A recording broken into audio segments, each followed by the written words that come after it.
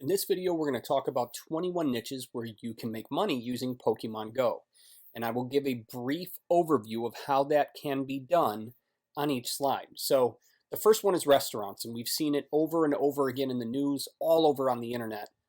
Basically, these restaurants are doing some really smart things. The first thing they're doing is dropping lures. Dropping a lure attracts any Pokemon in the area and spawns fresh Pokemon that may not be normally popping up in that area in your location. So it draws the Pokemon in. So what do you think happens as a restaurant owner? Well, it draws in people that want to catch those Pokemon. With the way the app works, it will tell people where Pokemon are that are somewhat close to them. So you could have people that are 2-3 blocks, even a mile away, and the trainers are still notified that there are certain types of Pokemon that are close to their location, so it will draw them to you. A restaurant is looking for local business, and that's what this kind of customer is. So the next step that many restaurants are doing are rewarding Pokemon trainers for either catching Pokemon in their area or owning a local gym. They will reward that team with a special discount, and any of those things work really well. Another thing that you can do is host a party or something similar, or a contest. Those kinds of things will work really well for restaurants. The next couple of businesses all are exactly the same. Lures, contests, and discounts for trainers are the things that these businesses can use. Coffee shops are another example, exactly the same as restaurants.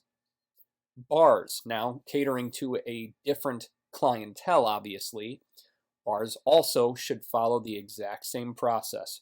Drop a lure, give a discount, run a contest, or hold a party. Local businesses. So there are other local businesses that can fall into this sort of thing. I've seen thrift shops hold special discounts for certain level Pokemon trainers. I've seen pet shelters kill it and have all their pets adopted and be completely empty.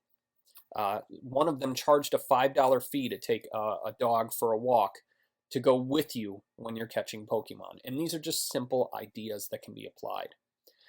Drivers. Now, this is a little bit unique. You don't want to do the same things that a restaurant owner would do. What drivers are doing are offering specialized Pokemon chasing rides, where they will drive a trainer or a group of trainers around for an hour and take them to notable locations in their area, whatever Pokestops there are and whatever gyms. So in doing that, they charge X amount of dollars and take these people around to catch Pokemon safely while not driving their own car. And it's absolutely brilliant. The only thing you need to do if you are in this situation is make sure that people know you're doing this. You can do that by posting on local newspaper websites, Craigslist, Kijiji, any other classified ad website that serves your area. Mobile sales. Now, I'm going to talk about this much deeper in a later video, but mobile sales are another thing that you can do. So if you have a Pokestop on your street, it would make perfect sense to set up a little location selling lemonade, bags of chips, things along those lines to the Pokemon trainers that come by. You have a captive audience. It's the same kind of idea of picking a good location for a store, except you're completely mobile. So if no one's coming to a Pokestop in your area, you can go to one a little further. You want to be mobile and able to move. Another idea with this is to build your business into a vehicle. If you can build it into something like a food truck, you'll kill it. Go from one Pokestop to another based upon how busy they are at different times of day, and you can have a full business just selling to Pokemon trainers. All you need is the app to know where the trainers are going to be, and then test it out. See which ones perform best at which times, and build your schedule around that. Collectibles. So Pokemon was originally a card game. Once it became a video game, that changed things a bit, and then now we have the Pokemon Go augmented reality game. There are collectibles in Pokemon that are worth upwards of thousands upon thousands of dollars. Now, with Pokemon being a huge craze, certain things are going to be more attractive than others. But what I would recommend is taking a look at what is selling for huge amounts of money, and then check things like local garage sales, local reseller stores, or Goodwill. Take a look and see what kind of Pokemon stuff you can find and grab as much as you can. T-shirt sellers. Now, I'm going to say this over and over again as we go through these videos, but you've got to be very conscious of trademarks. If you put a big Pikachu on a t-shirt and Nintendo catches it, I promise you they're going to hit you with a cease and desist. So one of the things I believe aren't trademarked, again, I'm not a lawyer, so following my advice on legal stuff would be unwise, but a lot of the team names and team logos don't appear to be trademarked, just based upon what I saw looking at the t-shirts and badges and keychains and things like that that are being sold on the internet. So that's a really smart thing that you can put on a t-shirt. Say something different or interesting about your shirt or about the team or whatever, and get it out there. One thing I would recommend is taking a look at websites that already sell this kind of stuff and find ideas in other markets that you can apply towards Pokemon. So look at nurse t-shirts and see what's being said there and see what you can find that would be applicable to Pokemon people. And then target them with ads on Facebook, Twitter, and Instagram. Done for you stuff. And again, we're going to talk about this in detail a little bit later, but anything you can do for a Pokemon trainer that makes their life easier is going to be attractive to them. So an example that I'm going to mention later is to take their phone, put it on a turntable, and hatch their eggs for them. Eggs, especially the 10-kilometer eggs, give highly rare Pokemon and valuable ones at high levels. So the best thing you could do is hatch these things, but they expect trainers to walk 10 miles or 10 kilometers to hatch their egg. So a shortcut, or basically a cheat, is to have either a Roomba, which is a vacuum that rolls around on the floor and cleans things for you, or a turntable that is used to play records. And put the phone on that and have it run at a fairly low speed, and it will walk, I'm just using quotations here, it will walk for you and hatch the egg. Any of these things, selling accounts, level up a trainer to level 20 or 25 with a bunch of good Pokemon, and you can sell that for hundreds of dollars on eBay. SEO services. So if you're doing SEO for local businesses, telling them the exact same things I told you for restaurants and local businesses would be viable. This is kind of an extension on done for you service.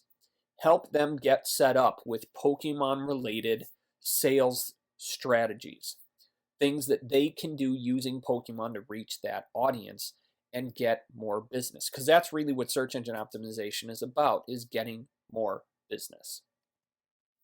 Social media managers, especially if you're local to the businesses or catering to businesses in your area, people don't know what to post to social media to drive leads and drive sales. So as a social media manager, you could offer a Pokemon specific service where you would go to their area once a day, take photos of whatever Pokemon are around the area, and upload it on their behalf to their Facebook fan page, their Twitter account, etc.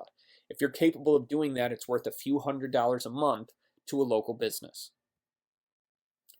Ad managers. So another thing that can be done, considering how targeted Facebook ads have become, you can have someone upload a photo of Pokemon and target Pokemon interested trainers, people that have the app on their phone already, using Facebook.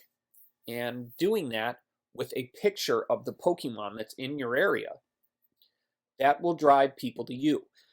All you need to do is make sure you drop drop a lure every 30 minutes or so. If you do that, the people that see your ad will come to your location and hopefully buy the products you have for sale.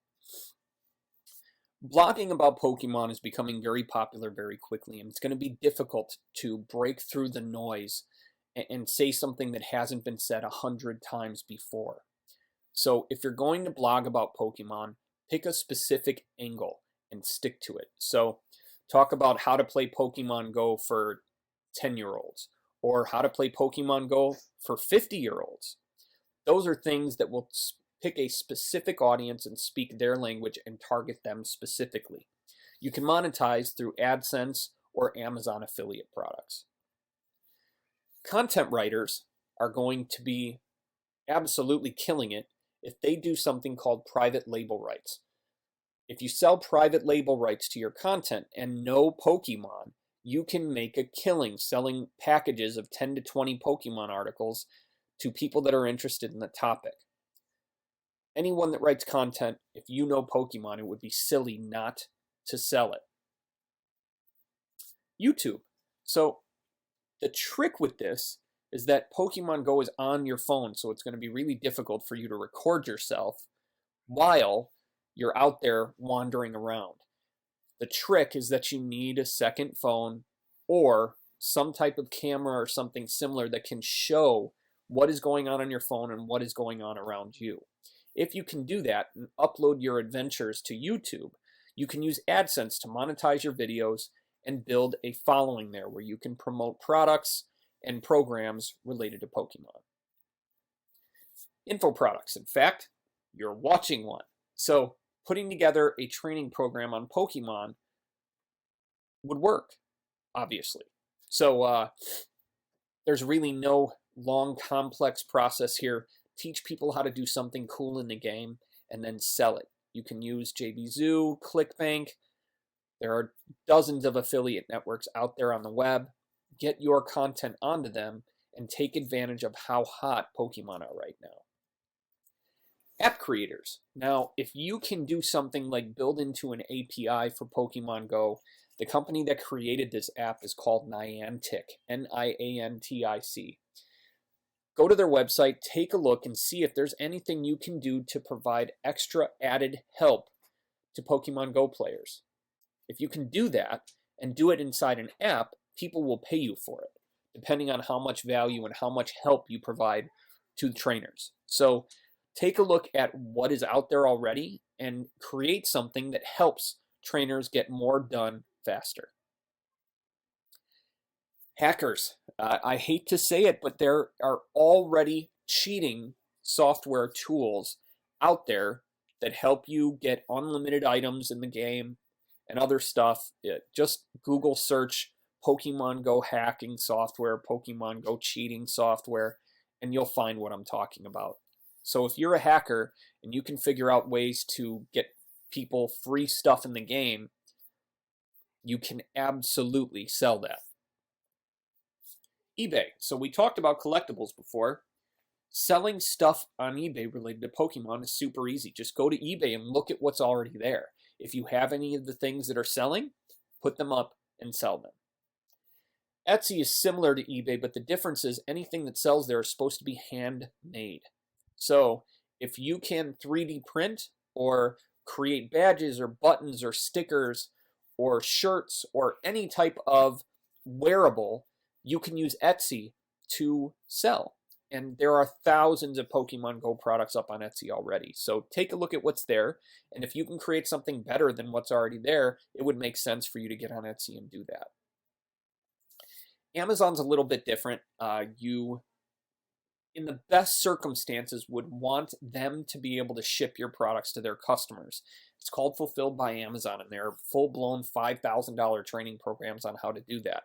But the short version is you need to have bulk items that you can sell on Amazon. So you need hundreds of them, or at least 50, let's say, of every different Pokemon-related product you've got.